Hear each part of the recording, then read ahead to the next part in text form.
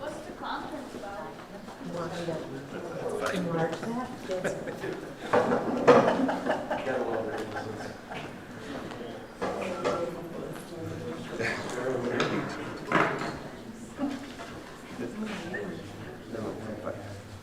Chairperson will be starting next 2 weeks. Yeah.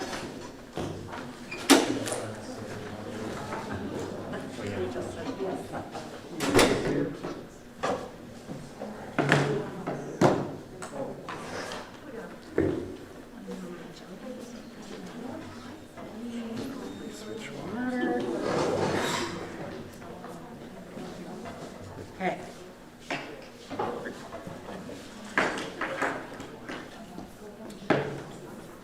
Okay, we'll get started here this afternoon with the community conversation.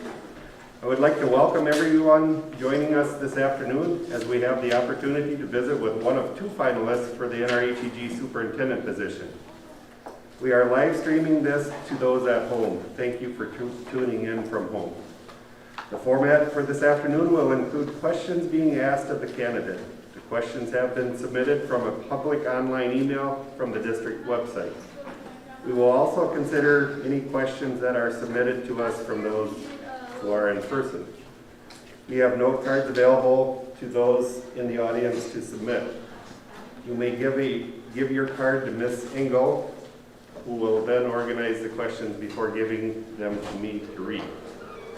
We will likely have more questions than we have time for, so Mrs. Engel will select the questions to ask. We will end our conversation with our candidate at 5:45. It is my privilege to introduce you to Mr. Michael Myhawk.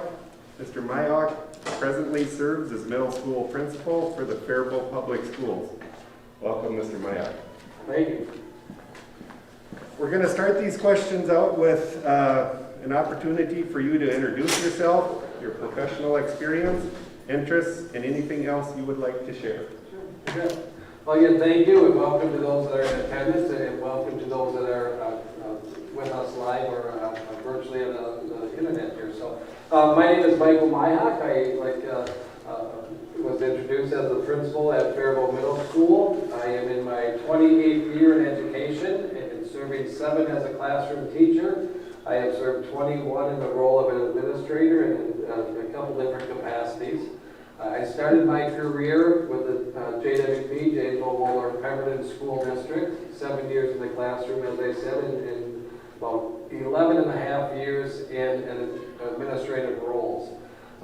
We had the opportunity and we're very fortunate to have an opportunity to experience something different in life. I was offered a position with the Hawaii Department of Education, and so my wife and our 2 children took off and spent a year out with the Department of Education on the island of Oahu in Hawaii, and loved that and loved the opportunity that we could give to our children, and loved the opportunity to come back home and be part of the Minnesota culture as well. Upon our return, I landed a position with the Yellow Medicine East School District as their principal. Served in that capacity for 2 years, and then again an opportunity to return to South Central Minnesota and work with the Faribault Public School District as their middle school principal. Came my way, and I've been in that position for the last 7 years. So a little bit of opportunities in a larger school district, opportunities in a small school district, obviously an opportunity out of state and at the district and cabinet level. So I value every one of those opportunities that I've had. I value the learning and the growing that I've been able to do over the course of my career, and I look forward to taking all that learning and growing and entering the superintendent role and hopefully serving as your next superintendent for NRHEG. Thank you. What are your ideas about engaging families who are inexperienced with participating or have negative experiences with education? How would you support your staff to successfully and respectfully reach out to such families? Okay. It is a learning process. Life is a learning process. Everything that we do or I should say, a lot of the things that we do, we learn as we go, and we need that experience to really kind of get a grasp on and an understanding of what's next and what is being presented to us. So throughout the interview process and the first round that took place last week and the interview the process that took place today. Thank you. One of the main message or one of my main messages is just being available, providing the opportunities to reach out, to educate, to inform staff members, community members, parents, and making sure that I was available to them and that we went out and met them. It was part of the community and had those opportunities within the school community, but within the communities that make up our school district.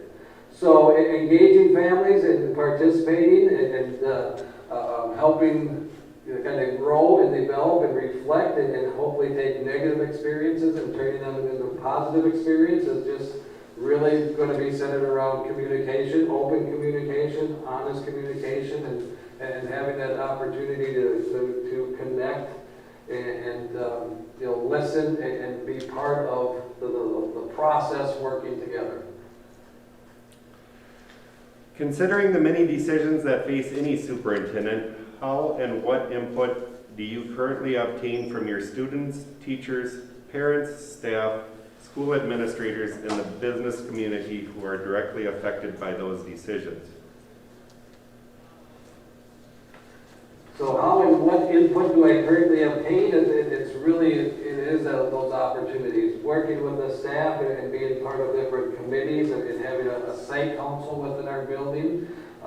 Being part of a parent advisory group that we have set up and having those opportunities for parents and family members to come into the building and meet with the administrative team. When we're going through the COVID planning part, I think one of the things that I grew and loved and really appreciated was working with the committees that we had and learning different ideas and learning different suggestions on how we can operate our building and put together the educational programs, but also put together a safe environment and an environment that was welcoming to the staff and to the students that come in and have that comfort and have that safety as we went into these uncharted waters. So, I'll keep repeating myself over and over, but I'm purposely doing that it is being available and being open and having the opportunities to connect and to build those relationships with. And if it's something as big as COVID, if it's something as big as maintenance issues or building issues or whatever the wide range of topics are or matters are, I'm available. I'll make myself available. I'll make sure that I include all parts of our communities and all parts of our school to learn and grow and make those decisions based on the information that I hear from staff and from parents and from students. Public image is a large part of a public school system. What creative ideas do you have about maintaining a positive public image for the district? Yeah. The creative ideas, I think, is just getting the word out there, communicating and having newsletters, having different videos, having different, whatever the form of communication is, so to make sure that, again, the community feels informed and we're spreading the good word. That sort of question came up at the earlier part of the conversation or earlier part of the interview process, and part of my answer was the students that we have in our buildings, the students that we have in our classroom are a big part of the promotion and the public image, the positive public image that we have. When they go home and talk, when our students go home and share with their families, if it's their parents, their grandparents, whomever, whatever the situation may be, having them walk out of the door with a positive experience and nurturing them and guiding them and caring for them in the classroom, that goes a long way, and that's a big part of the message of who we are as a school district. What is your experience working with the special education department? Where do you stand on inclusion? How do you intend to support those students, family, and staff members? As a classroom teacher and as a building leader, obviously special education is a very integral part and a very important part of the learning structure, the format that we have. As a building leader, I'm part of our IEP meetings. I work with our student support staff and with our paras and having meetings with them and understanding their needs. Our students and the transition and trying to find out where they belong if they are a special ed student, if they qualify, our problem solving team really, and meeting with the staff members and our special education staff and having students qualified. That's all part of what takes place within the building. Our district right now and what we're part of and what we're really kind of growing and focusing on is the DEI, diversity, equity, and inclusion, and going through quite a bit of training and professional development on those topics. Including and making sure and having all students and all families and all stakeholders as having that opportunity to be part of the school program is a key part of the success that we would have. It's a key part of a classroom. It's a key part of a district. It's a key part of an office. Whatever the setting may be, making sure that everybody has that opportunity, that everyone is included, and everyone has the playing field is level for all participants is a very important part of my educational philosophy. Can we talk a little bit about the achievement gap now, please, if you would? Some of the concerns have been raised through COVID that achievement gap may have widened. Sure. Can you talk about how you would lead the district to close that gap, please? Yeah, it really involves all the different stakeholders. Again, if it's working with our administrative team, if it's working with our teachers in the classrooms, if it's working with our paras that are working hand in hand with the students. It's finding out what's taking place. It's making sure that we can establish a plan and have a common goal and common expectations put into place.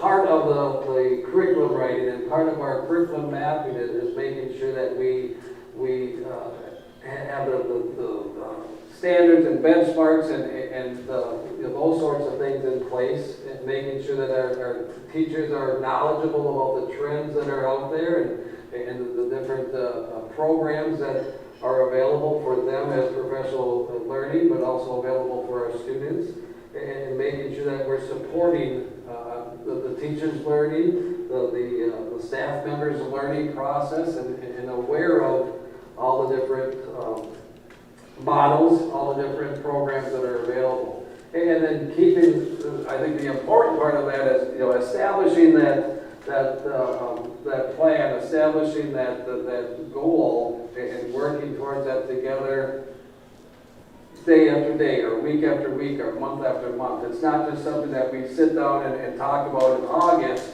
and hit up real hard in September. It's something that we do consistently and throughout the year. So having those plans, having that strategic planning, and the consistency, the follow-up, and working towards that for the betterment, and looking then at how that affects the students in the classroom, and hopefully again bringing in the gaps and bridging those gaps and giving those opportunities for our students to grow and develop and mature.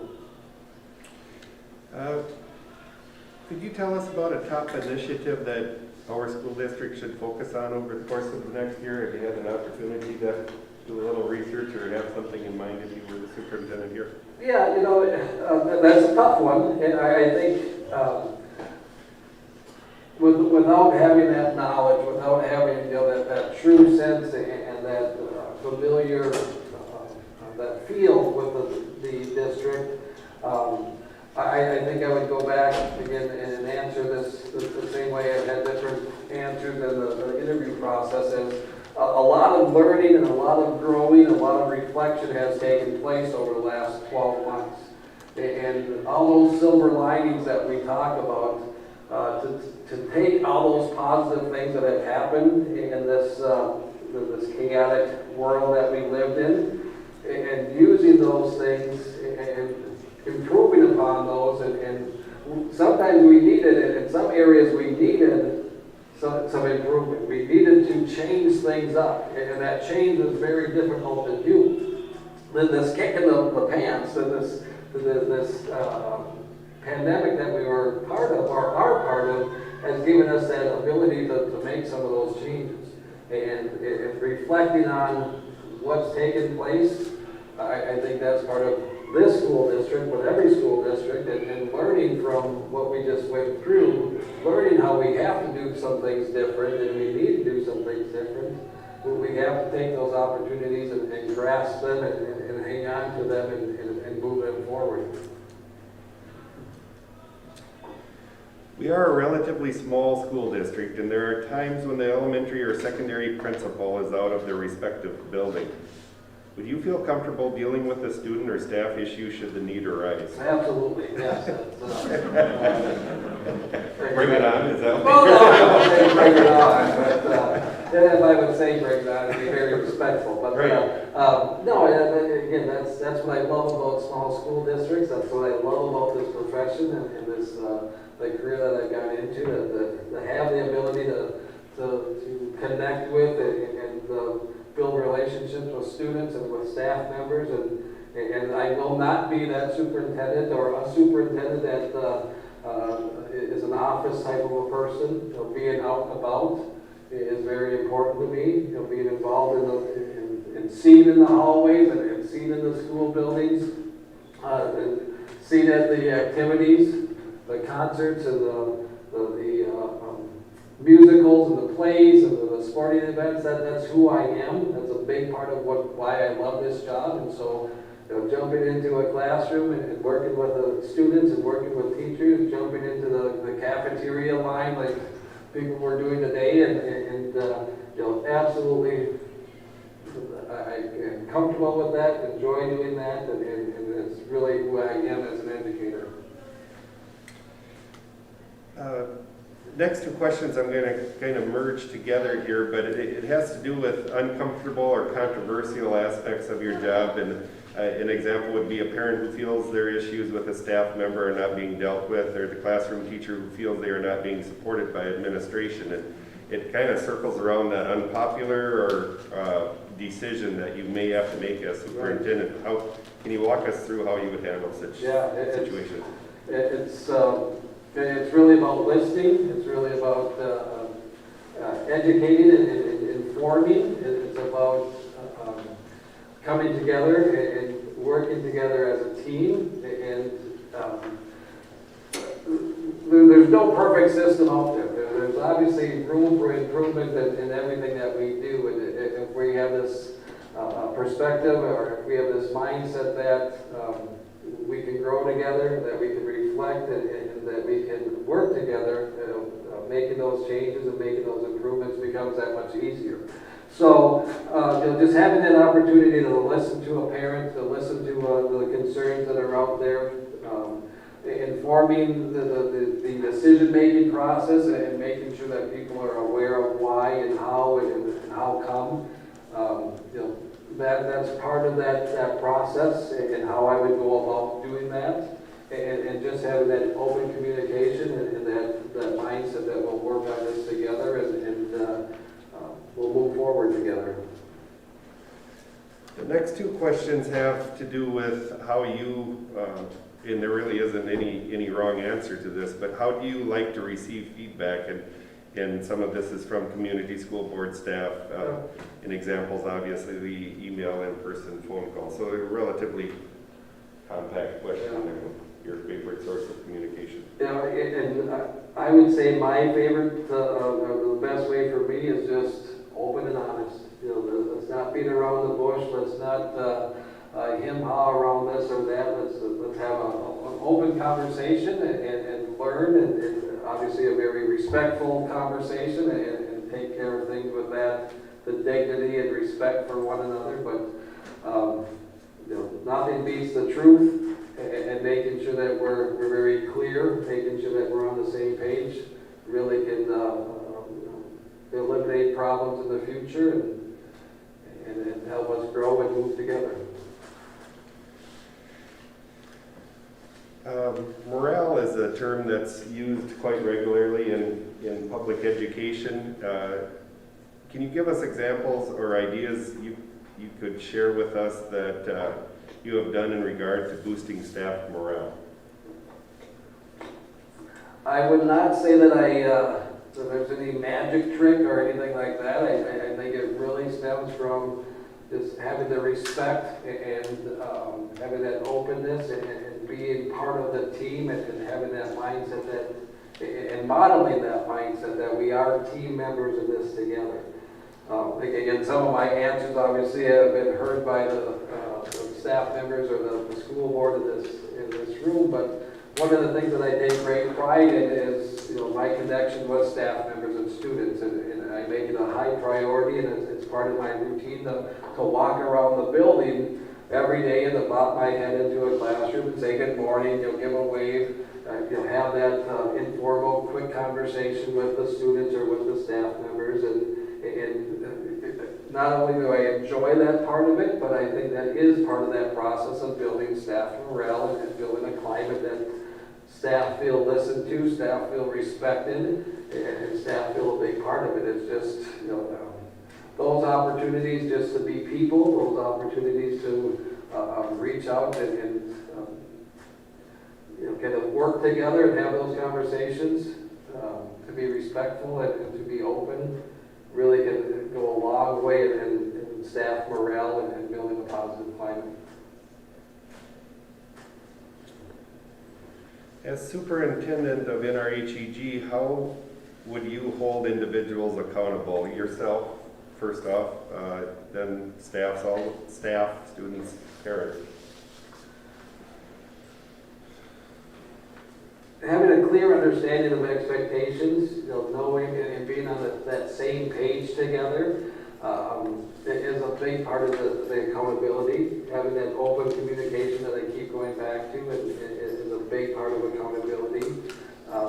Making yourself available and having the opportunity for staff to come in with those conversations and have those conversations is a big part of that accountability.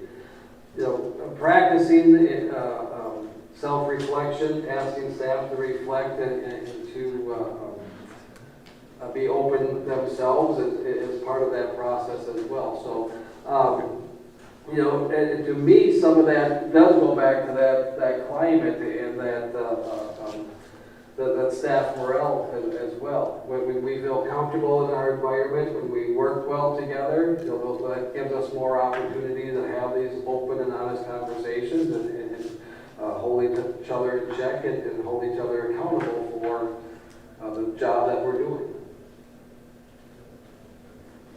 When it comes to making difficult decisions, how do you feel you handle making the decision and following through with that decision? How do you or would you share your decision with all stakeholders? Communication is obviously a big part of it, and I've talked about open communication and so on and so forth. So, you know, making sure that the communication is upfront and honest and informing and educating is a big part of the decision-making process. You know, in making the process of making decisions, it's really, again, it comes back to having that comfort level, making sure that you understand, making sure that the information is there.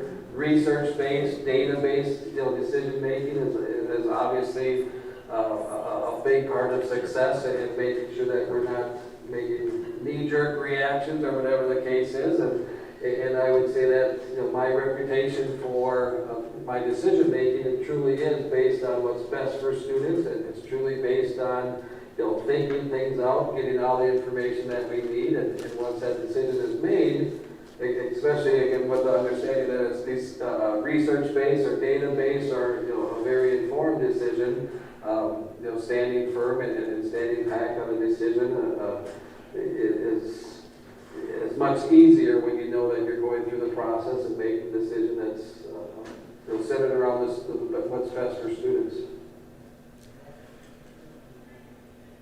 Please tell us how you would help a principal of yours address a student who is chronically absent or tardy. Sure. Over and over, and this principal is having a situation where it just isn't getting fixed.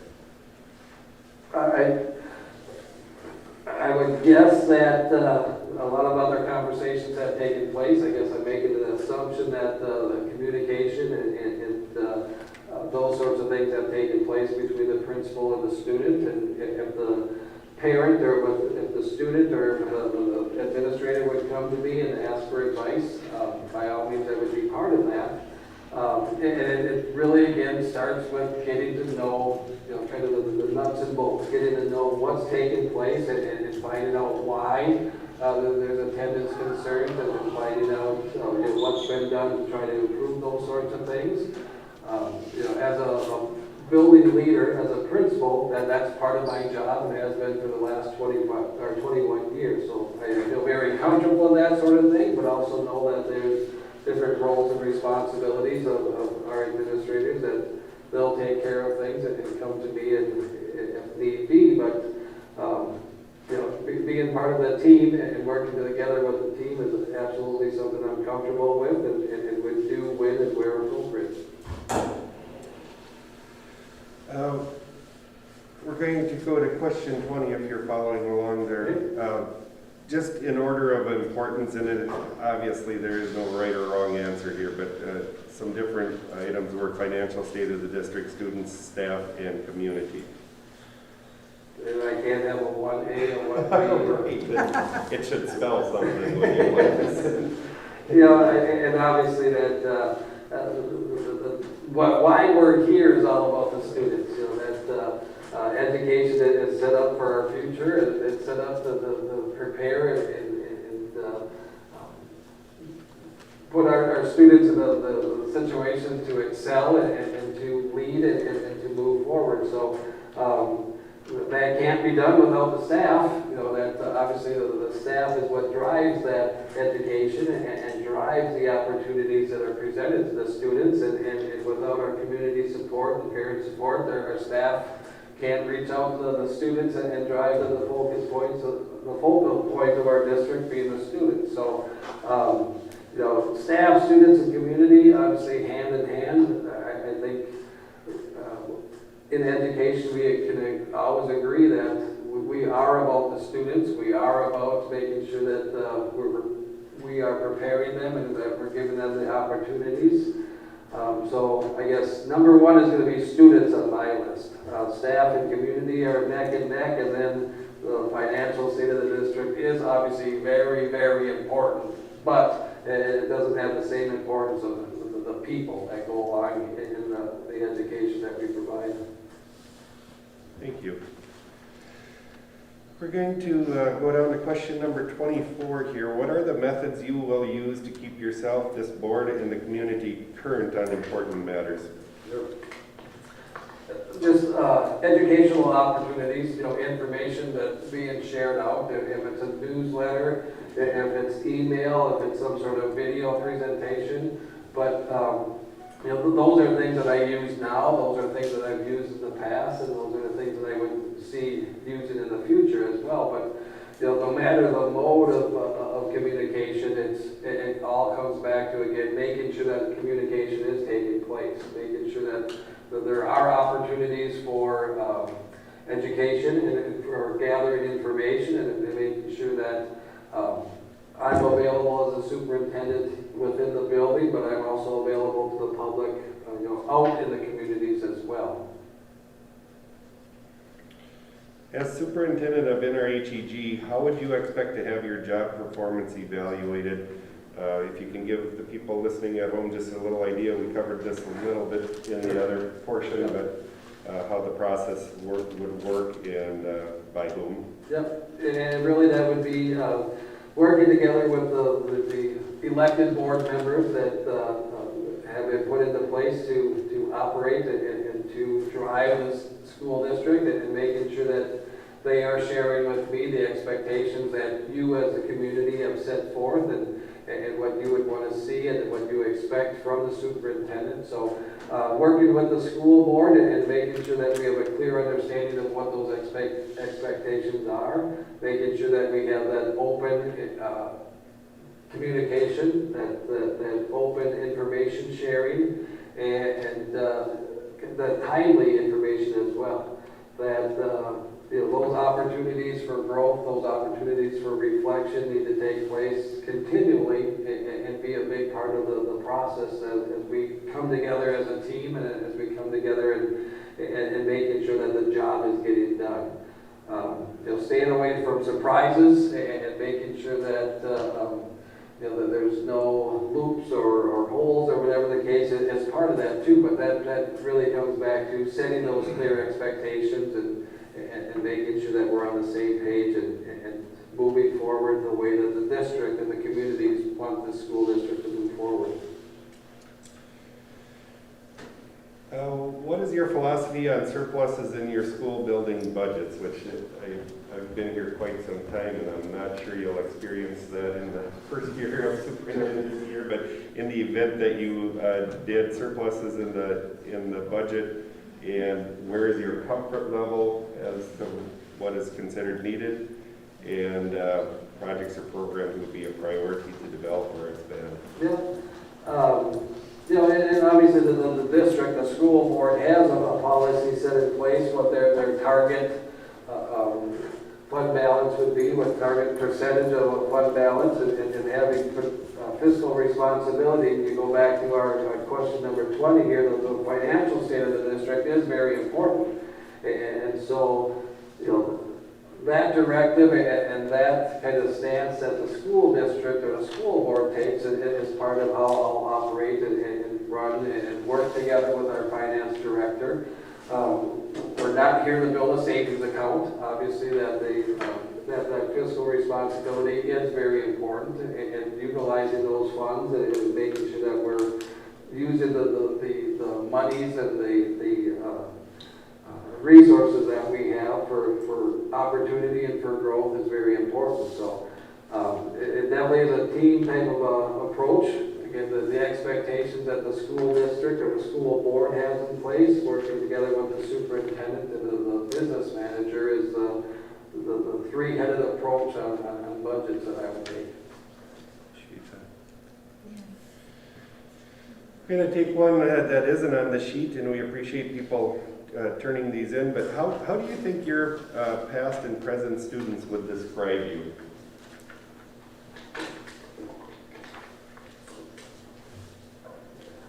I would say that, again, part of the reason I love my profession, part of the reason I love my career is because of the relationships and the rapport that I have built with students and staff members. But if the question is pertaining to the students, that I think they see me as someone that is a caring administrator, someone that takes interest in them and values them as part of the team and part of the organization.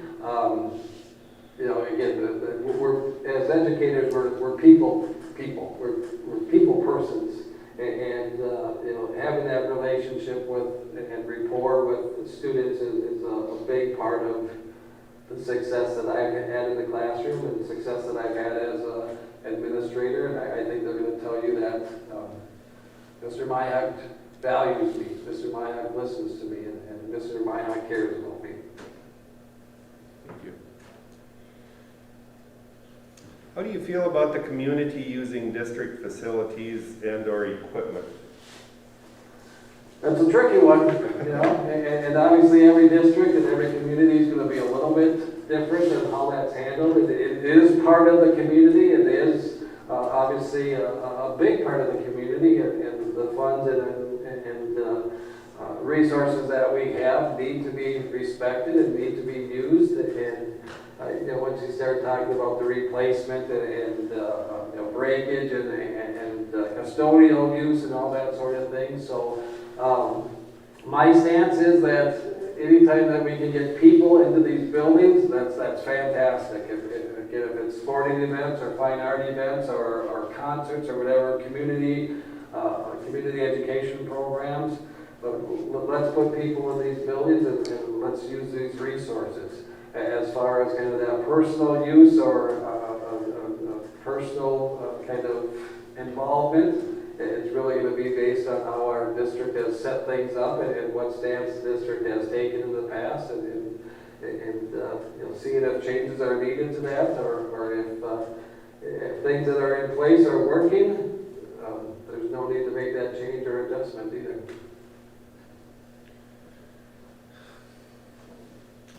How would you conduct a campaign for an operating levy referendum, capital project levy or bond referendum? What might your plan include? I think the plan would definitely include, again, the requirements and the procedures that we have to follow.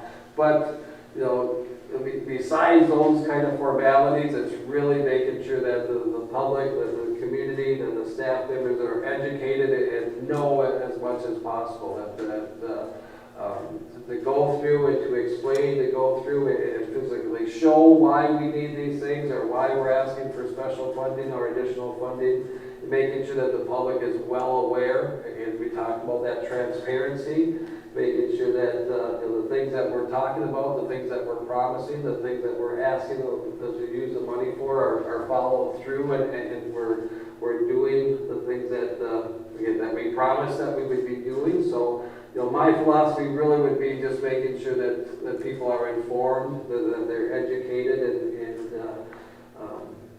having those opportunities to ask questions and get clarification wherever needed. All right, and we're kind of nearing the end here, so and it looks like our time is working out about right here. So we'll kind of end on this unless we get a couple more from the audience after this. But how can this community and this board know they have an effective school program? What would be the indicators, and how would you communicate progress? I think the best way to know if we have an effective school program is again, going straight to the source. Talking to the students, talking to the staff members, the teachers, the parents, whatever the case would be, and getting their input and listening to what they have to say and what they can share, and the positives and the negatives, and making sure that they're part of that process of communication and really evaluation or reflection. Indicators on how to communicate this progress is again just getting that word out. And I keep going back to educating and informing that communication is so important, and making sure that people have all the information, making sure that people can understand the different programs or understand the different systems that are in place, and have that opportunity to ask questions. But it's go straight to the source. Find out from families, find out from students, find out from staff members if things are effective, and if there's room for improvement, and how we go about making some changes when needed. All right.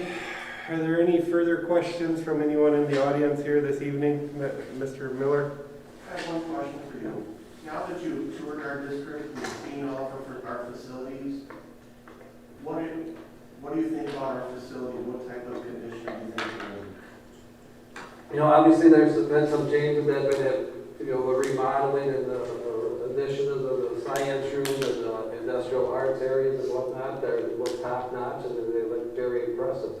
Like most buildings, there are tiles that are cracking and breaking, and there are things that need to improve, and so. As we sit here now and look at what we have, I think that this district has a very nice facilities. I think that there are some things, if it's a coat of paint here, and the current superintendent was explaining some of the Ellendale with the plans of the awning or entry into the building, you know, that definitely needs a coat of paint, but, you know, that's part of the plans that you have, and you know, other than some simple things, I didn't see anything that really jumped out at me as like, oh my gosh, what in the world is going on here? Again, the things that have been addressed, the additions that have been made are state of the art, you know, very nice looking, look to be very functional and purposely set up that way. But, you know, I think again, just knowing the district, getting more familiar with the district, those are the things that we tackle and address it and try to make those changes to those areas when we can. Anyone else? Well, once again, we want to thank you for your time here this afternoon again, and appreciate all the work you've done on getting, making that work with your schedule and answering the questions that we presented before you. And at this time, we will conclude our community meeting then, so thank you again. Honestly, it was my privilege and my honor to be part of this process too, so the thanks absolutely to each and every one of you in this room and in the community. My appreciation to you